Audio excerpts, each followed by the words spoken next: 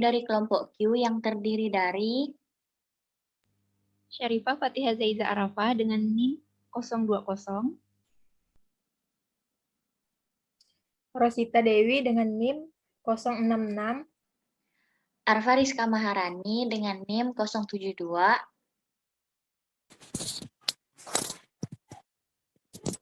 dengan Sinta Misdariani Nur dengan NIM 074. Di sini kami akan mempresentasikan hasil kerja kami yang berjudul Biofarmasi Sediaan yang diberikan melalui rektum. Di sini saya akan menjelaskan tentang anatomi rektum dan sediaan yang dapat diberikan melalui rektum.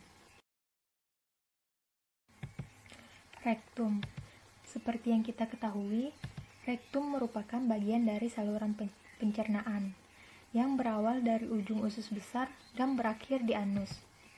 Berfungsi sebagai tempat penyimpanan sementara feses. Dan panjang rektum berkisar antara 15-20 cm dan berbentuk seperti huruf S. Rektum ini biasanya akan kosong karena tinja disimpan di tempat yang lebih tinggi, yaitu pada kolom descendens. Apabila kolom descendens ini penuh, maka tinja akan masuk ke dalam rektum, dan saat itu terjadi, penumpukan material yang berada di rektum ini membuat dinding rektum mengembang dan memicu sistem syaraf membuat rangsangan untuk melakukan defekasi, atau yang biasa kita sebut dengan buang air besar. Apabila defekasi ini tidak terjadi, maka material biasanya akan dikembalikan ke usus besar, dan penyerapan air akan kembali dilakukan. Selanjutnya yaitu bagian-bagian rektum.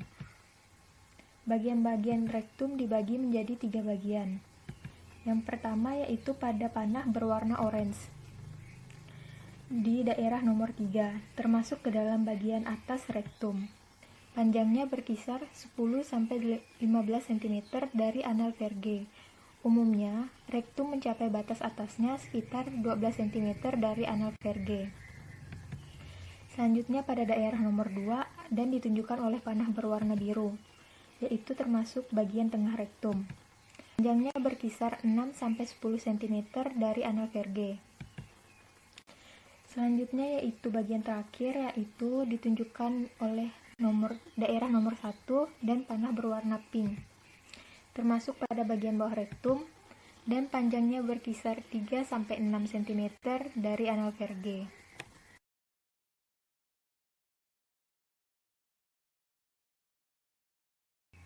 Di sini akan dijelaskan tentang sediaan obat yang diberikan melalui rektal atau rektum. Pemberian obat melalui rute rektal atau rektum ataupun melalui anus merupakan cara pemberian obat dengan memasukkannya melalui rektum. Dapat dilihat contohnya pada gambar di samping. Tujuan dari pemberian obat ini yaitu untuk memberikan efek lokal dan sistemik. Tindakan pengobatan melalui rektal biasa menggunakan sediaan dalam bentuk suppositoria dan ovula. Contoh obat yang dapat diberikan melalui rute rektal ini dapat dilihat yaitu seperti Dulcolax dan Panadol dalam bentuk suppositoria.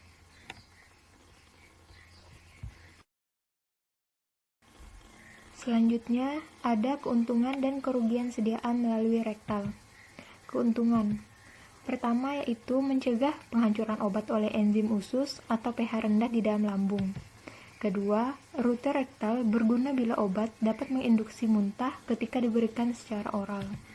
Yang ketiga, dapat diberikan kepada pasien yang tidak sadar. Dan yang keempat, dapat menghindari sebagian efek lintas pertama.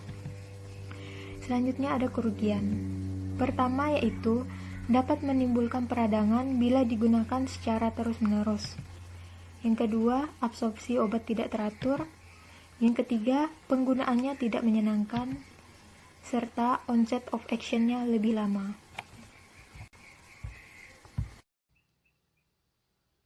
Jenis-jenis sediaan yang diberikan melalui rektum. Yang pertama ada suppositoria, yang kedua adalah lemon. Menurut Farmakope Indonesia edisi 4, suppositoria adalah sediaan padat dalam berbagai bentuk dan bobot yang diberikan melalui rektum, vagina, dan uretra. Umumnya, suppositoria meleleh, melunak, ataupun melarut pada suhu tubuh. Macam-macam suppositoria berdasarkan tempat penggunanya, yaitu yang pertama ada suppositoria rektal, di mana berbentuk peluru digunakan lewat rektum atau anus. Menurut Farmakope Indonesia edisi 3, bobot dari suppositoria rektal berkisaran antara 2-3 gram, di mana 3 gram untuk dewasa dan 2 gram untuk anak-anak. Sedangkan menurut Farmakope Indonesia edisi 4, bobot dari suppositoria rektal berkisar antara kurang lebih 2-3 gram. Kurang lebih 2 gram. Suppositoria rektal berbentuk torpedo yang mempunyai keunggulan, yaitu jika bagian yang besar masuk melalui jaringan otot penutup dubur, suppositoria akan tertarik masuk dengan sendirinya. Selanjutnya yang kedua ada suppositoria vaginal atau ovular. Suppositoria vaginal berbentuk bola lonjong seperti kerucut, digunakan lewat vagina, dan bobot suppositoria vaginal berkisar antara 3-5 gram. Menurut Farmakope Indonesia edisi 3, berat dari suppositoria vaginal berkisar antara 3-6 gram, umumnya 5 gram. Yang ketiga ada suppositoria uretra, digunakan lewat uretra, berbentuk panjang dengan panjang berkisar antara 7-14 cm. Suppositoria untuk saluran urin wanita, panjang dan beratnya 2 gram.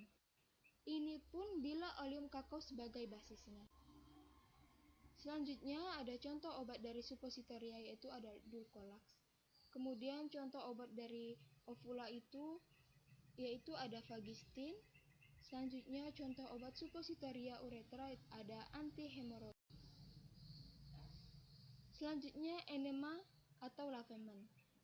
Enema atau lavement adalah memasukkan suatu larutan ke dalam rektum dan kolon sigmoid. Alasan utama enema ialah untuk meningkatkan defekasi dengan menstimulasi peristaltik. Volume cairan yang akan dimasukkan akan memecah massa fesis, di mana akan merenggangkan dinding rektum dan mengawali refleks defekasi. Enema juga diberikan sebagai alat transportasi obat-obatan yang menimbulkan efek lokal pada mukosa rektum. Nah, berikut ada contoh dari obat enema atau lavement, ada Feld enema dan Selanjutnya, biofarmasi sediaan rektal. Farmasi ini adalah cabang ilmu yang bertujuan menyelidiki pengaruh pembuatan sediaan obat atas kegiatan terapeutiknya. Efek obat tidak hanya tergantung dari faktor farmakologinya saja, tetapi juga dari bentuk pemberian dan terutama formulasinya. Sebelum obat yang diberikan kepada pasien tiba pada tujuannya dalam tubuh, yaitu tempat kerjanya atau reseptor, obat harus mengalami beberapa proses. Secara garis besar, proses-proses ini dapat dibagi dalam 3 tingkat, yaitu ada fase biofarmasi, fase farmakokinetik, dan yang terakhir ada fase farmakodinamik. Pada fase biofarmasi, tablet dengan zat aktif tersebut akan pecah menjadi granul-granul. Kemudian, granul yang pecah tersebut, zat aktifnya akan terlepas dan larut, sehingga obat tersedia untuk diresorpsi. Penyerapan zat aktif dari suppositoria di rektum dapat terjadi dengan 3 cara, yaitu yang pertama, lewat pembuluh darah secara langsung, yang kedua lewat pembuluh getah bening, dan yang ketiga lewat pembuluh darah secara tidak langsung melalui hati. Selanjutnya ada skema absorpsi rektal. Formulasi obat rektal dapat berguna untuk obat-obatan yang pertama mengalami peningkatan metabolisme jalan pertamanya di hati, yang kedua memiliki daya serap yang terbatas di saluran cerna bagian atas, yang ketiga mudah terdegradasi atau tidak stabil di saluran pencernaan, yang keempat dapat menyebabkan iritasi pada mukosa lambung, yang kelima tidak dapat dengan mudah diformulasikan untuk rute pemberian yang lain, dan yang terakhir adalah memiliki tindakan terlokalisasi di rektum atau usus besar distal.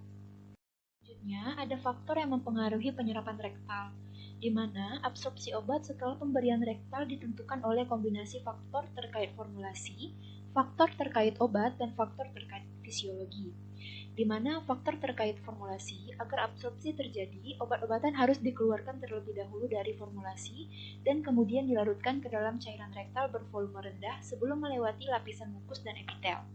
Hal ini sangat tergantung pada formulasi.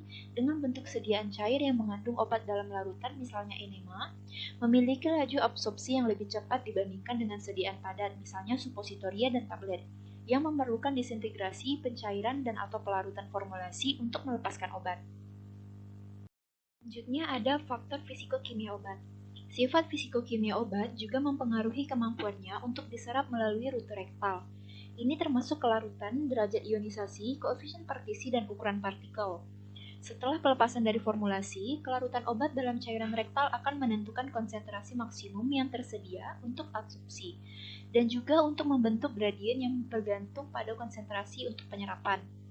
Molekul obat sebagian besar diangkut secara pasif melalui difusi paraseluler atau antarsel, atau difusi transseluler melalui sel, tergantung pada karakteristik fisikokimianya.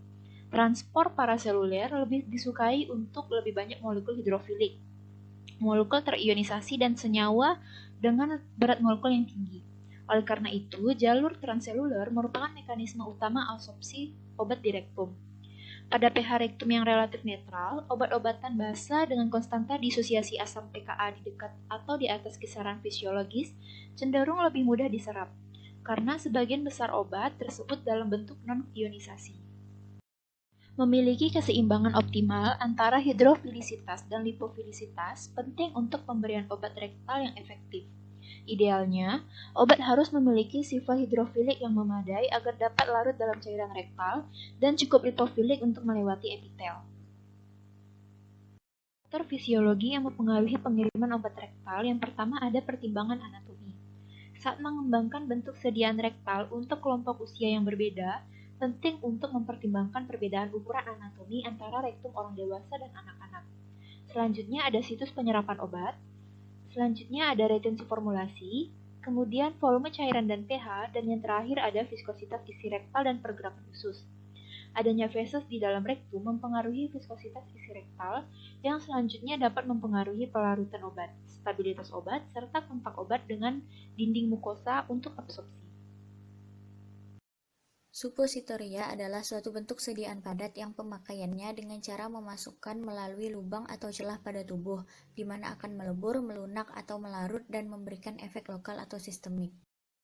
Mekanisme kerja suppositoria dibagi menjadi 3 kelompok, yaitu yang pertama suppositoria berefek mekanik. Terutama pada suppositoria gliserin terjadi fenomena osmose yang disebabkan oleh afinitas gliserin terhadap air.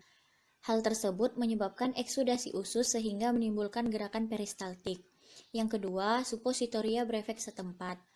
Ke dalam basis suppositoria yang sangat beragam, kadang-kadang ditambahkan senyawa peringkas pori baik dengan cara penyempitan maupun hemostatik, termasuk suppositoria antiwasir dan suppositoria beta-naftol sebagai anti cacing. Yang ketiga, suppositoria berefek sistemik adalah suppositoria yang mengandung senyawa yang diserap dan berefek pada organ tubuh selain rektum. Yaitu ada suppositoria nutritif yang digunakan pada penyakit tertentu di mana saluran cerna tidak dapat menyerap makanan, dan suppositoria obat yang mengandung zat aktif yang harus diserap, mempunyai efek sistemik dan bukan efek setempat. Faktor-faktor yang mempengaruhi absorpsi. Pada faktor fisiologis, yang pertama ada isi kolon. Obat akan diabsorpsi lebih besar ketika rektum dalam keadaan kosong. Kemudian, rute sirkulasi. Jika obat diabsorpsi dari pembuluh darah hemoroidal, akan langsung menuju vena cava inferior, sehingga absorpsi akan lebih cepat dan efektif. Dan yang ketiga, pH dan minimnya kapasitas buffer cairan rektal. pH cairan rektal 7-8 dan tidak memiliki kapasitas buffer yang efektif. Kemudian, faktor fisika kimia dari obat atau basis. Yang pertama ada kelarutan dalam lipid water. Obat lipofil jika diberikan dengan basis lemak tidak dapat dikeluarkan dengan mudah, sehingga absorpsi mudah terganggu.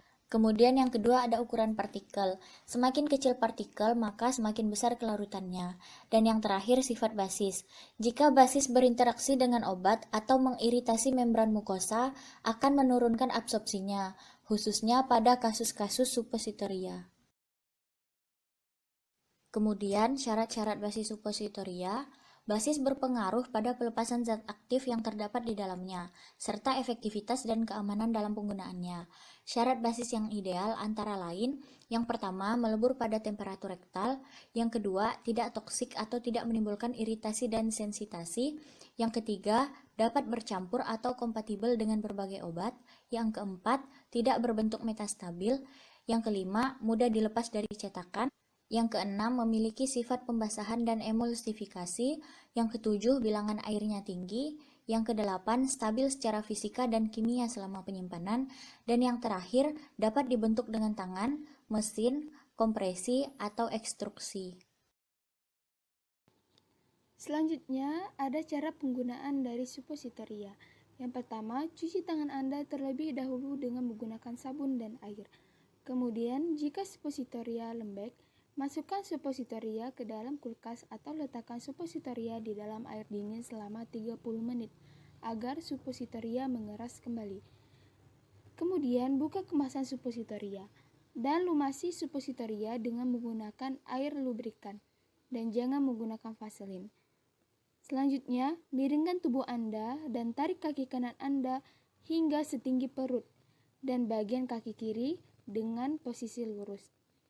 Masukkan suppositoria dengan bagian yang runcing terlebih dahulu, sedalam 1/2 sampai 1 inci untuk anak-anak dan 1 inci untuk dewasa. Setelah itu, luruskan kaki Anda dengan posisi berbaring miring selama 5 menit, agar suppositoria tidak keluar kembali. Selanjutnya, cuci tangan Anda dengan menggunakan sabun dan air untuk membersihkan sisa obat yang menempel. Berikut referensi yang kami gunakan. Sekian presentasi dari kelompok kami. Mohon maaf apabila terdapat banyak kekurangan. Terima kasih dan semoga bermanfaat.